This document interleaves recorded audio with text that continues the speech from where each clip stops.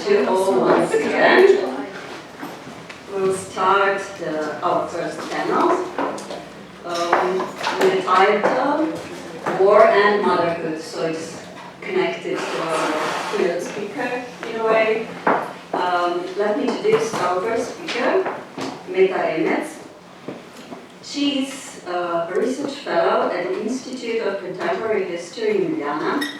She's the author of 2 scholarly monographs which examine hygiene and sanitation in the bourgeois era, as well as attitudes toward food, alcohol, tobacco, and sexuality in the long 19th century. She has also published several academic articles. Her research spans in a variety of topics, including socio-economic issues of rural Slovenia in the 19th and 20th century, the history of advertising and consuming culture, bilingualism and national conflicts in the ethnically mixed Slovenian borderland at the turn of the 20th century, and the issue of rape and sexual violence during the First World War. She's currently leading the research project, Sin, Shame, Symptoms, Suicides and its Perception in Slovenia from 1850 till 2000. She will deliver her contribution titled The Dead Who Might Return, Widows and Families in Legal and Emotional Limbo After the First World War. Please. So, hello to everybody. I'm really pleased to be here and to present you my research that is still ongoing. So I will not have all the answers probably, and will be thankful for all the suggestions and comments later. I've chosen this image for the first image because it has an empty throne. It symbolizes the empty space that was left behind when a husband, a family man disappeared, also a son, but I'm especially looking at married men who disappeared in First World War. So my paper explores the legal and emotional limbo in which many widows and families found themselves after, as I've said, First World War.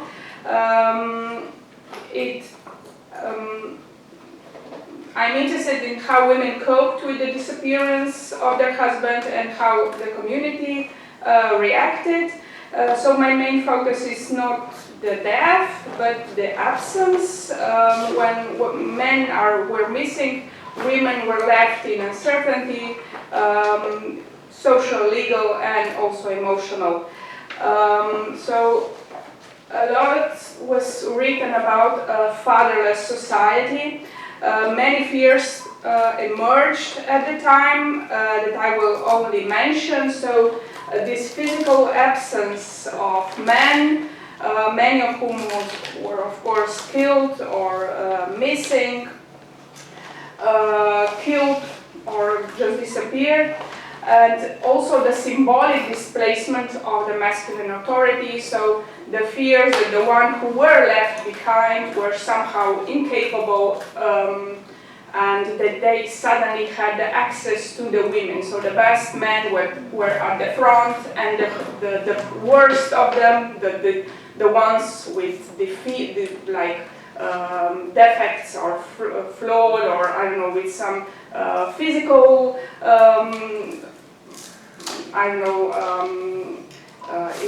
incapabilities or some whatever it was assigned to them, suddenly had access to the women and were able to procreate. So they were worried about the quality of the children that were born during the war era. So there was also this, so because as we heard, women entered new roles, took new roles, suddenly were placed in the position in which they had to provide for the families. There was the danger of this permanent change in women's mindset. So the danger that women will not be so happy to just return to their previous roles. So they were also scared about the declining birth rates of all the illegitimate children. And but I also have to mention that I found an interesting aspect among two Slovenian physicians who were afraid that not enough illegitimate children were born. So there was obviously some forbidden knowledge about the population. So they did not attribute this to a high sense of morality, but to the spread of knowledge among the Slovenes on how to prevent or even terminate pregnancies. They also noted that Slovenian priests did not play a strong moral role during the war or immediately after the war. Apparently they were too tolerant and understanding. The low number of illegitimate children was a sign of the worst kind of corruption and moral decay, by which they meant they were talking about prevention of births and abortions. This was the social reality, the discourses that emerged in this period. Of course, children were born also during the war. Besides the illegitimate children, there were also children, the real illegitimate children. There were also many cases of children that were born to women whose husbands were absent. So the children were formally legitimate, born to married women, but socially stigmatized because everyone knew that the husband was absent and that, of course, someone else was the biological father. Families, especially husbands' relatives, often accused women of infidelity, attacked the women, and in some cases also used violence to defend the absent man's reputation. We have a very well-studied case of the San Filippo Neri orphanage in Friuli, in Portogruaro, which is designed precisely to remove such children from the homes in order to spare the husband the humiliation of having to take care and provide for the child of someone else, or the child, even the child of the enemy, because often these children were like consequences of rape. So women were forced to give up the children and often experienced this as another act of violence. In my court cases, I've seen a lot of the. I have to say that women were quite courageous in this way, because I've seen a lot of defamation lawsuits. Women being labeled like Italian whore, Italian slut on the western border. A woman who sues her father-in-law because he constantly yells at her in front of, in the middle of the village, in front of other people, and he accuses her that the child, that the daughter she gave birth to is not the daughter of the son who was absent during the war, and he yells at her, "Oh, is my son-in-law going to be Aldo now?" Or he calls the Maria is the daughter. He calls her with like Giovanna, or he gives the child like a typically Italian name. So women were publicly mocked for having sexual intercourse for Italians for 100 lira. During the war, that they forced. She said that he lied, but he said that she made them sleep with the pigs, so that the Italian, this Aldo character, would lie with her more easily. There were also other women and their children who were being called Napolitanke, so Naples women. So it was an insult to women and the child, and the family members of the absent husband considered such children as cuckoo's eggs and refused to accept them as a part of the family. also there was the question of entitlement for property and so on. When I was reviewing the court cases, however, my attention was drawn mostly on one category, to which I will devote the greatest focus today, and these are widows. And within this group, the float widows, the incomplete widows. And what do I mean by that? For women whose husbands were confirmed dead, the transition through, though emotionally traumatic, was at least legally navigable. So it was clear with an undeniable death, the inheritance proceedings were conducted, ownership was clearly defined, and the position of the widow within the family and society was clear. Widows, and I use paragraphs, without proof of death, of the death of the husband, were in a particularly fragile position, because with no corpse, no funeral, no inheritance, and no clear right to remarry or to continue with their own lives. The law granted them temporary support 6 months after the disappearance. They could ask for a support, but then they were left with only few options. So many women hesitate to pursue costly legal proceedings and instead endured years of uncertainty. So for many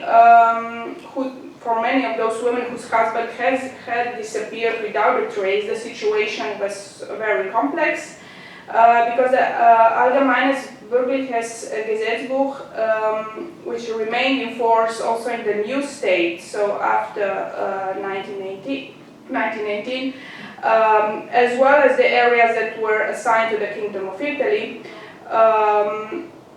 the legal proceeding to declare a missing man dead could only begin after a set period since he made the last contact, of course.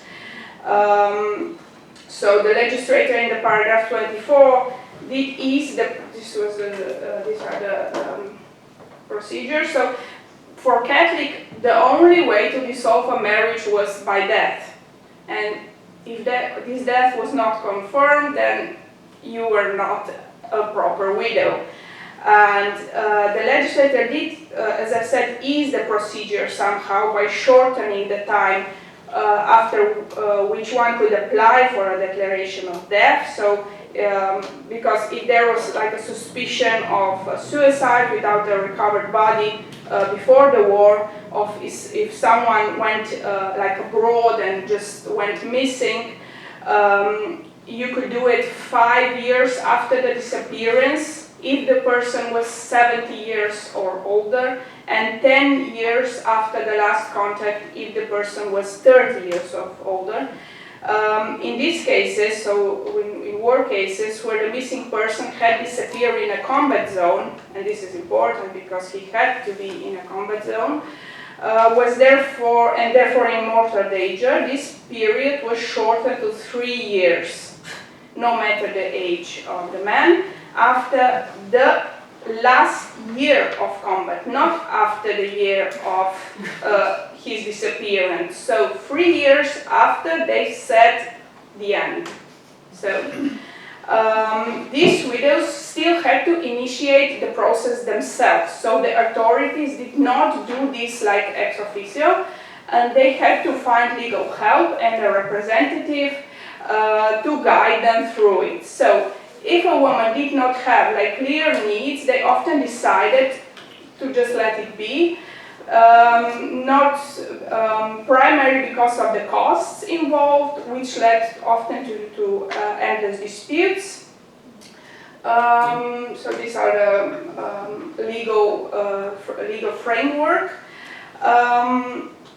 Women who did undertake the process were expected to prove that they have made exhaustive efforts to locate their husband, that they wrote to the Red Cross, to the army office, that they had made inquiry with the husband's regiment, with the surviving comrades and so on. They had to prove that their marriage was stable before the war, that the man would not just flee, that he actually loved her. Then the testimonies from like eyewitnesses who had seen the husband dead were crucial, but often impossible to obtain. In the cases where there were witnesses who came forward, I have to say they often caused more problems than help, because if a witness could not like clearly say, I've seen this man dead, their testimony planted more doubt than certainty. So if a witness said, I've seen him gravely, badly wounded, this for the court meant, oh, he was still alive, there is a possibility he's been cured and so on. If the single man was, if the missing man was single, the process was usually initiated by his parents or siblings. Most often, so they could dispose of the inheritance, continue with the family business, or invest in the family property, which, of course, they could not do without clear ownership. For the women, and I prepared some of them. For the women, it was not enough to just proclaim the man dead. So you have to achieve the annulment of the marriage. This means that the man was dead enough to be proclaimed dead, but not dead enough to the women to remarry. So they were not allowed to take off, they used the term to take off their wedding ring. So they did not have this permission. If they wanted to achieve that, they had to reply for a separate procedure, and then the court appointed a defender. This was like a role, a defender of marriage, who represented the missing husband and his interest, and oversaw the process to ensure that if the man should return, he would not be disadvantaged. So these defenders clearly took their role very seriously, because even in cases where the court granted the woman an annulment, so the court said, yes, you have the annulment, you have the permission to remarry, they filed appeals to higher courts, dragging the processes for years. So we have cases of women who tried to start this process in 1920, and we have them in 1933, still in court, still fighting, so with zero possibility basically to continue their lives. I prepared some of this documentation that they had to present. So they had to reach out for the Red Cross. They had to give over the last letter of the husband, which is very sad, because we have these very heart-touching letters that were filed and not left to the children or the wife, who would probably like to have them. I have to say that if I have the time, they are funny in somehow, because some are really touchy and emotional, but we also have like the last letter in which the husband just asks, oh, send me some speck and schnapps. So I guess that we have to be careful what we write to one another, because you never know what's your last. Okay, I'm just going to finish, because I would just like to say that with all the cases that I've searched, I only find 2 when the men actually came back, returned. This is the advice that women they would get. So to just act like the unwritten folks rule. So I waited him for 7 years, I'm going to mourn him for another 7. So if a husband was sacrificing himself at the front, you should sacrifice yourself at home. I, as I said, only find 2 cases, although the press reported heavily on these cases of men returning from the front like 17, 18, even 20 years after the end of the war. I just find 1 case. He spent his years as a barber in Uzbekistan, and he was doing quite well and did not miss the wife very much. And the second one is a more tragic story. He killed her after he came back because he found her with an illegitimate child. And the court acquitted him. He was not punished. He just received a punishment for having an illegal and undeclared arm, which he did not surrender when he came back. And this is the sentence. The decision of the jury satisfied the present public as it proved that our nation values highly the female fidelity and strictly condemns the heinous act of adultery. So you never know when your husband is coming back. And she said, of all the men, it was mine that had to return. So, and with this I conclude.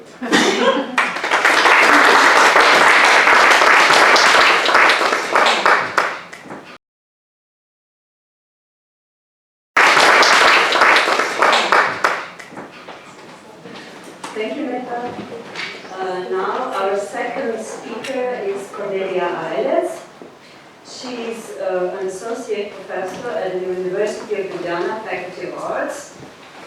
She's currently engaged in the project Maternity and Reproductive Politics in the 19th and 20th century, as well as bilateral project titled International Solidarity, Yugoslavia as a recipient and donator of strategic and humanitarian aid between 1945 and 1990. Her fields of research include the history of foreign aid, reconstruction, diplomatic history, history of borders and borderlands, history of welfare and history of the future. She is the editor-in-chief of the academic journal Reproductive, a vice president of the Historical Association of Slovenia, and chair of the Department of History at the Faculty of Arts, History of the University of Ljubljana. She is presenting her paper entitled Reproductive Politics and Public Discourse on Women's Fertility in Slovenia during the post-World War II Reconstruction era. Thank you, Petra. I become a part of this project through a series of unfortunate, or perhaps fortunate, events. I was supposed to be just a figurehead, basically, but I thought I might make use of this project and stretch myself as a researcher. So I want to thank especially Anna and Irena for supporting this endeavor with their advice. And with that said, I also want to let you know that this paper will evolve further. We'll have more research done, and hopefully one day it will be published. So this is quite the beginning stages. Now, in my paper, I will explore how women's fertility was framed as a site of national reconstruction in Slovenia in the immediate aftermath after the Second World War. Specifically, I'll focus on popular medical writings produced in Slovenia in 1945 and 1946, and show how they positioned women's reproductive bodies as instruments of recovery, not only for their families, but for the nation.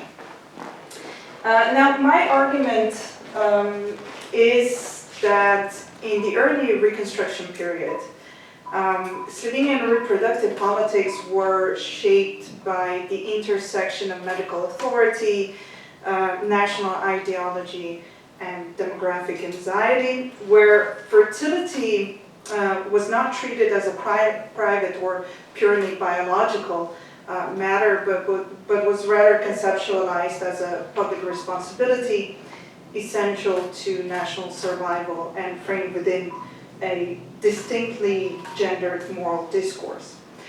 Now, let me begin with some context, because a lot of you are not from Slovenia. Now, the Second World War, as with most parts of the world, and especially Europe, was devastating for Slovenia as well. Slovenian lands that became part of the pre-war Kingdom of Yugoslavia were actually quartered during the Second World War. Slovenian territory was occupied in the north by the Nazi Germany, in the northeast by Hungary, in the south by fascist Italy, and there were little places of independent state of Croatia occupation. So Slovenian territory during the Second World War was quite literally quartered by hard borders, by minefields and barbed wire.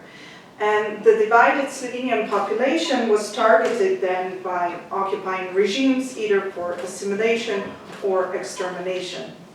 And these territorial partitions, like you might imagine, of course, rendered communities apart, with many people joining the partisan resistance. And through all this, the occupation, the conscription, the forced labor, armed resistance, and later on political retaliation, Slovenia experienced enormous demographic losses. Now, already during the war, this attracted the attention of external observers.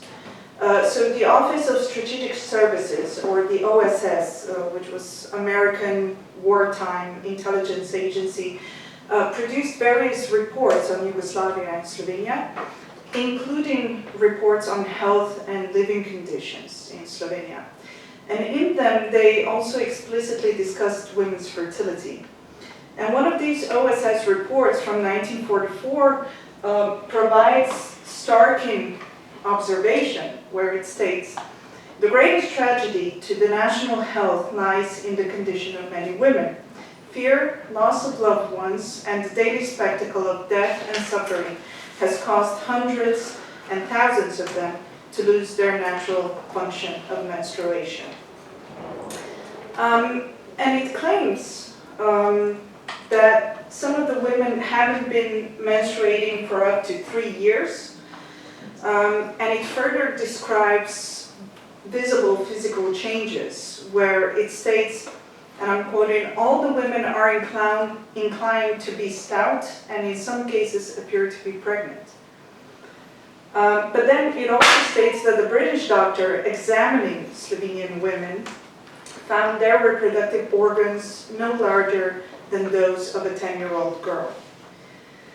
The unnamed intelligence officer adds that the women of the army have developed masculine traits, and concludes, and I quote, "Few realize that the price of guerrilla warfare exacts a higher emotional toll among women than among men." End of quote. Now, these dramatic claims, of course, offer a valuable contemporary account of the large psychological and physiological toll that the war exerted on female reproductive health. And actually, at least for me, this raises a question. What medical conditions might explain the observations recorded in the report?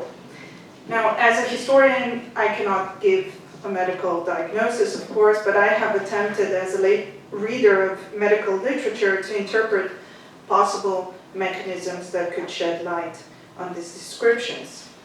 And this is what I came down to after a while. So the symptoms described may be, of course, attributed to a combination of severe emotional trauma, to malnutrition and physical exhaustion, all of which can, under certain conditions, suppress hormonal system responsible for regulating the menstrual cycle. In other words, the loss or disruption of normal reproductive function. The reported stoutness of young women, which the OSS observer noted with some confusion, may respond to kwashiorkor, which is a protein deficiency condition that leads to edema and abdominal swelling.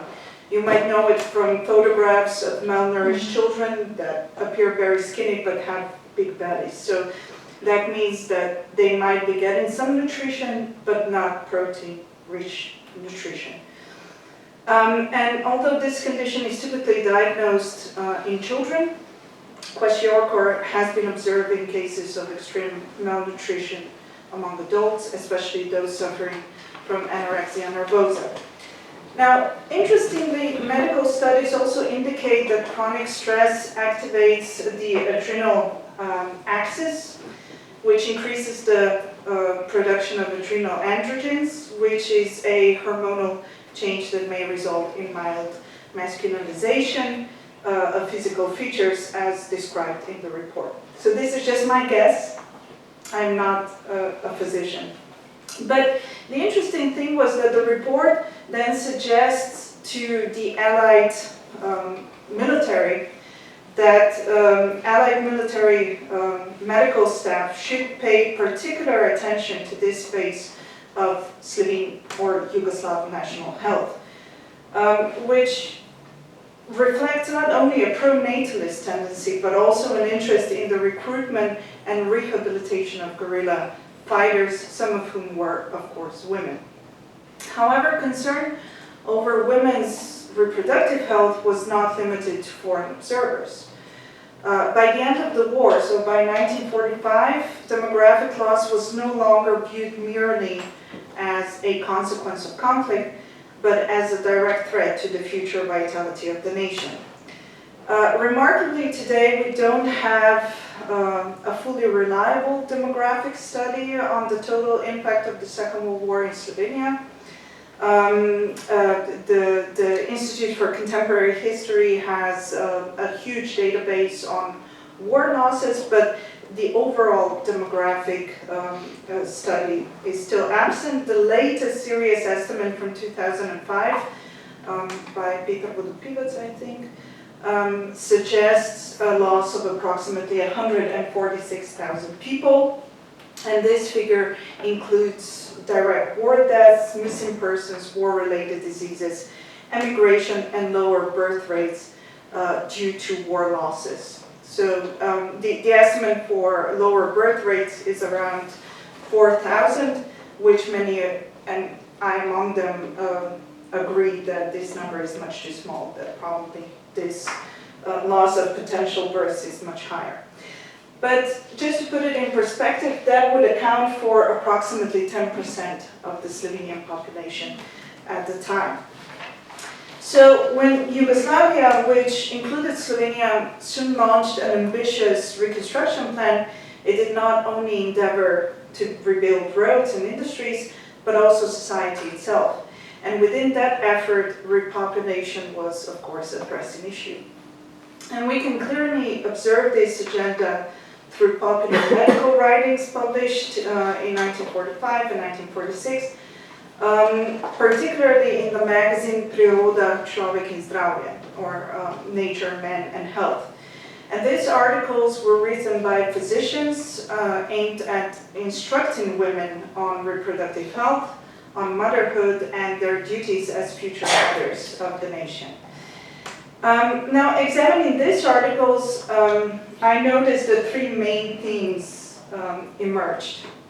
The first theme across the writings is the construction of fertility and motherhood as civic responsibilities, which was directly tied to the national recovery. While post-war Yugoslavia promoted industrial and social reconstruction through socialist principles, these writings reveal an equally urgent biological reconstruction project, a project that rested largely on the shoulders of women. So motherhood was portrayed not merely as a natural function or a personal desire, but as a public duty elevated to the level of national service. For example, in his article, Dr. Ivan Pavšić opened his text by reflecting on the suffering of Slovene people and acknowledged the pain of wartime loss, but then abruptly pivoted to the need to replace the death through childbirth. And he wrote, "We must plan for the future. What is a better guarantee for overcoming these losses than the endless longing of women for a child?" Now, this move kind of from mourning to mobilization, I believe, is central to the post-war logic of reproduction, where giving birth was framed as an act of loyalty to the nation. And this pro-natalist message becomes even clearer in the writings of Dr. Bogos Kalicki, who described motherhood as the most exalted vocation of women. A nation that preserves the maternal instinct will never disappear from the face of the earth. And he therefore insisted that maternal and national instincts are inseparable, and that the reproduction is not a private or religious matter, but a political act, a way for women to participate in the national project, but within a gender framework. Now, the second major theme in these writings concerns the lasting damage of war inflicted on women's bodies, particularly their capacity to conceive and carry pregnancies to term. While much of the pro-natalist rhetoric emphasized women's responsibility to repopulate the nation, these texts also expose the stark biological obstacles that many women faced after years of deprivation, trauma, and disease. Dr. Branko Šalamon's article offers one of the clearest post-war acknowledgments of this reality. Šalamon provided demographic context by noting that the number of births in Slovenia in the first post-war year had not yet returned to pre-war averages of around 30,000 live births per year. It was approximately 10,000 less. It was about 20,000. Just to compare it, last year we had 16,000 live births in Slovenia. And he identified several causes, but among the most striking was the highest number of involuntary childless women. Every third woman who sought medical help in Ljubljana after the war did so because she either could not conceive or could not carry a pregnancy to term. Now, Šalamon's text makes it clear that wartime deprivation had not only delayed births, it had also biologically compromised fertility itself. And he connected this reproductive crisis to malnutrition, specifically referencing the severe caloric shortages experienced by Ljubljana's population, writing that, and I quote, "In the war years, Ljubljana women were receiving an average of only 1,150 calories per day." Now, anyone that's been on a diet knows that's a caloric deficit, which means you lose weight. So that level of chronic malnutrition, combined with emotional trauma and disease, profoundly affected women's reproductive health. And it is quite clear in the medical journals that fertility cannot just easily bounce back after prolonged starvation and trauma, just as unwanted miscarriages, which Šalamon reports in great numbers, though not very specific numbers, during and after the war cannot quickly decline. And finally, the third major topic was the criminalization of abortion, presented as both a moral crime and a direct cause of infertility. And while abortion before the Second World War was already subject to legal and moral condemnation, which Anna already discussed, the post-war discourse shifted decisively towards portraying abortion as an obstacle to rebuilding the nation. Doctors like Paušić were particularly explicit in framing abortion as a cause of infertility, which in some cases it was. And his 1945 article clearly described how infections introduced during unsafe and amateur abortion procedures caused inflammation of the fallopian tubes. In Paušić's framing, this personal tragedy quickly became a collective concern. He argued that women who became infertile through abortion robbed the nation of future children, directly linking the individual's reproductive health to the biological pool of the Slovenian population. So the implication was clear. Abortion was not just a crime against life, but a crime against nation. And what makes these writings particularly revealing is the simultaneous shift in attitudes towards illegitimacy.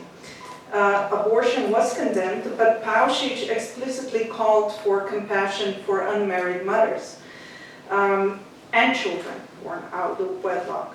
And he was urging society to abandon its prejudice, and this kind of represents an important repositioning of reproductive morality.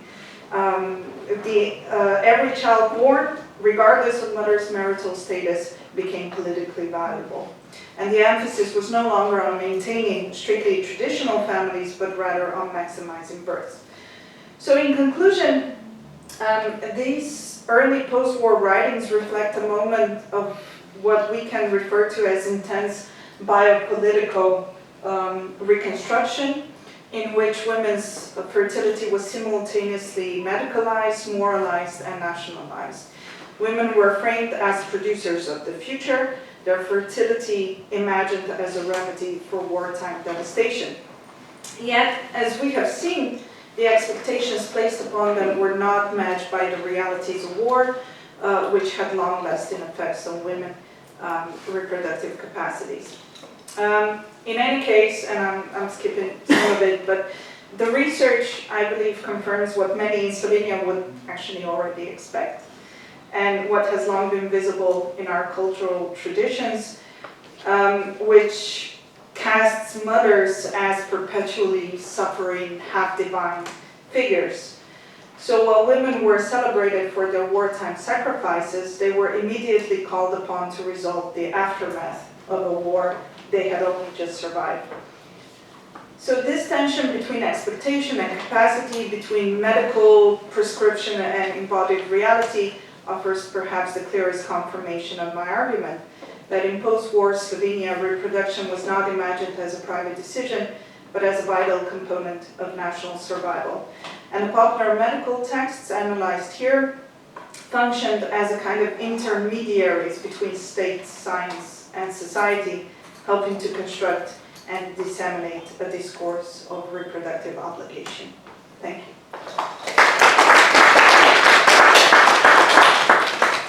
Thank you very much, Kornelija. Now I'm inviting you all for questions.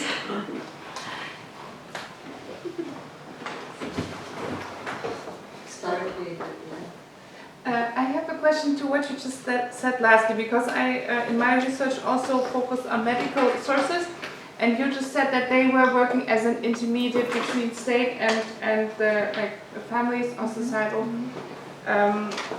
ties. And my question is, how were those doctors? Were they state employed, or how was it functioning in Yugoslavia? Because I just don't know it. Yeah, so we're talking about post-war years, so they were employed by the state. Those were big names in Slovenian they were big obstetricians and gynecologists. Actually quite famous, probably every woman knows which of these doctors gave birth to their children. So they were state employed, and the texts that I was researching here, these were actually kind of magazines. They weren't popular magazines, you wouldn't find a lot of photos in them, but they were meant for general public to read them. So this is why I'm talking about them being intermediaries. There is not a lot of medical jargon in them, so these were kind of popular writings where women were supposed to listen to the doctors what they said in them. So also I have a question to Kornelija. So in the Soviet Union, 1944, Khrushchev proposed a measure like there we have, so in Ukraine, a lot of people died, and they say, oh, we have some way to go from this situation and make more women pregnant and fathers not responsible for their children. So, for example, if you give a birth and you were married and father wants to recognize the child, law didn't give enough opportunity to do that. Was it the same? So maybe it was the same policy that when men were encouraged to inseminate as much women as possible and not to be responsible for what they done. I think Anna would be better to answer this question, but I think not. So there was no Lebensborn program in Yugoslavia. So there was The idea was that couples would have as many children as before the war. That was the idea. But what I said about was where Dr. Pausic actually wrote about illegitimate mothers and illegitimate children. There, in the very first constitution, or constitutions in 1946, so the federal, the Yugoslav constitution and Slovenian constitution actually had some protections for illegitimate children and illegitimate mothers. I'm not saying everything was okay, but there were some protections. So the law, the legislation began to change, just like legislation on abortion. So by 1952, Yugoslavia legalizes abortion. So what I'm talking about here in 1945, 1946 changes a lot by 1952. But that just means that the reproductive, the logic of reproductive governments had shifted from the logic rooted in morality and pronatalist urgency to medical safety and individual, not so much individual choice, some of it too, but it was about medical safety. I believe that is how the abortion rights were declared. The women also gain right to the inheritance. Not the women, the children gain rights to the inheritance after their deceased illegitimate fathers. So the legislation really went in the other direction. Yes. So we can see. Yeah. Thank you for the talks. My question is to Nella. You said you also found evidence of the women fighting back, or actually suing maybe the father-in-law. Could you talk about what else you learned about these women, how they saw the world?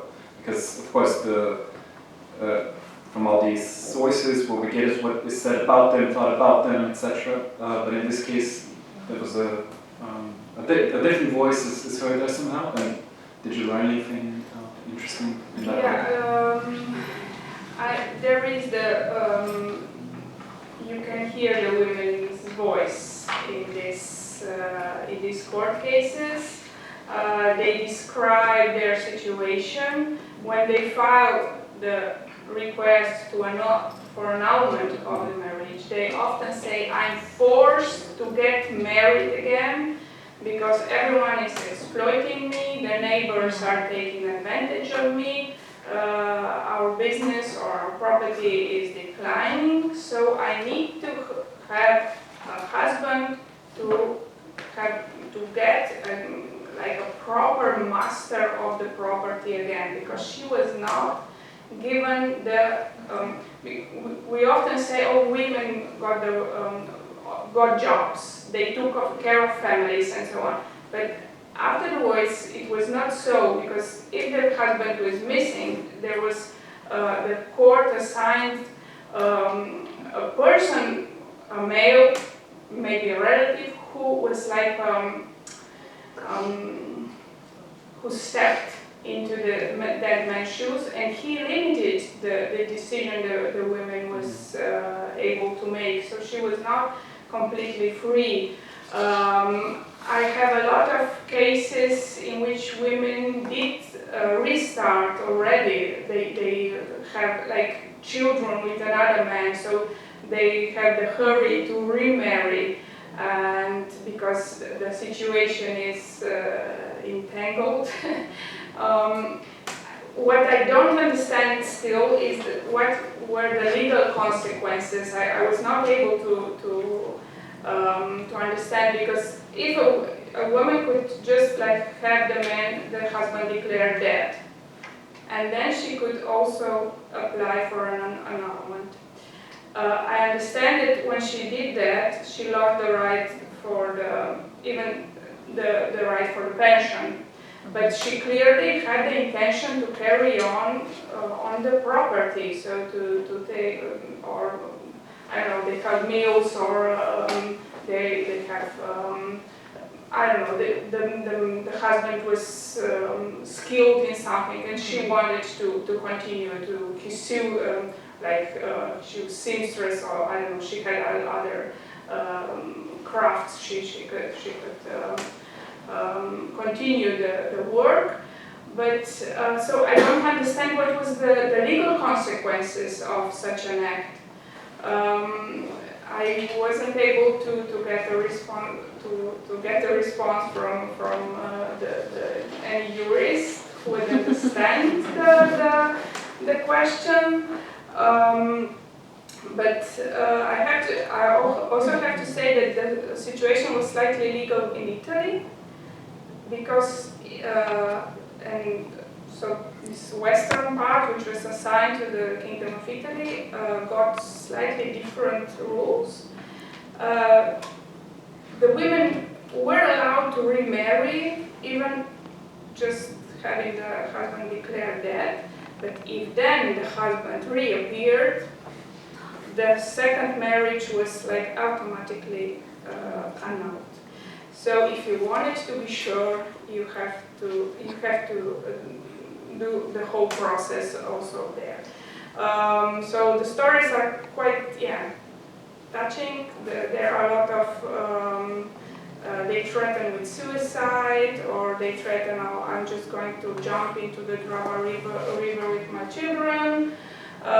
So there is this social pressure, because they often describe what they have to put up with from the husband's family members, who or the surviving brothers who would just like to get rid of the women.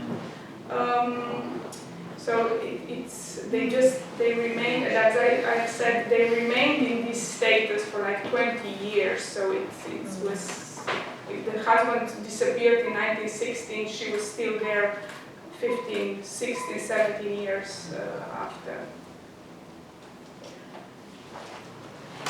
Thank you. I think it was just another quick question, and then I have to keep my promises. All right. I mean, thank you both. Is it okay? Yes. I mean, thank you so much. The quick question is about economics. So one is, can children be legitimized if a marriage happens after? Right. So can children be made legitimate if they marry after and therefore get inheritance rights? That's a structural question. And then I'm just wondering what the state does, because in other places there's a disincentive to marry if you're a widow because the pension is generous enough that you don't want to lose it. And also I wonder, for Kornelija, if the state is coming in to support this. In other words, they want this fertility to increase. Are there economists, is there policy that's it's financially incentivizing this? Sure. Yeah, for the first question, yes, because we have many happy endings, because if a child was like illegitimate at birth, there was this paragraph which with the question, what are the is there a possibility for a future marriage or a marriage in the future? And usually the fathers are known, but they are serving in the army, and they promise to get married when they come back. And we have a lot of marriages in 1918 and 1919, and then the status of the child just gets corrected, and if he survives, of course. I don't know if the child could inherit, or what was the after question, sorry? Just, they're willing to give up their pensions. Yeah, the pensions were really low, because I think that you wrote about it, yeah, because when they made the conversion from the kronas to dinari, they chose such a conversion rate that it was terrible. It was 4-to-1. Yeah, so you Excellent. could not survive with, so you got it or not, it was probably not much of a difference because it also did not grow, so it just stayed. Right. So you lost the amount with the years. Yeah. Another thing perhaps with the pensions, if I can just intervene, Slovenia was on the losing side of the war. Serbia was not, but Slovenia was on the losing side, so there was no incentive for these pensions to go up. But with regards to my question, there was no direct economic incentives. What I will say is that Yugoslavia, immediately after the war, started to build welfare state. And so that meant that all the medical procedures were free of charge. So women going to the hospitals, that was fine. And also, the treatments were much longer than today. So, for example, if they thought that it was a psychological basis for infertility, they might have admitted you to a sanatorium where you breathe fresh air and just relaxed like that. So those were kind of the incentives. Plenty of eggs. And eat plenty of eggs and get healthier food, which actually connects to your provisions and stuff like that. Thank you. Thank you to everyone. I suggest we move on to our questions and debate. And don't kill the messenger, we have to come back. I put 20 minutes after 12. So, yeah.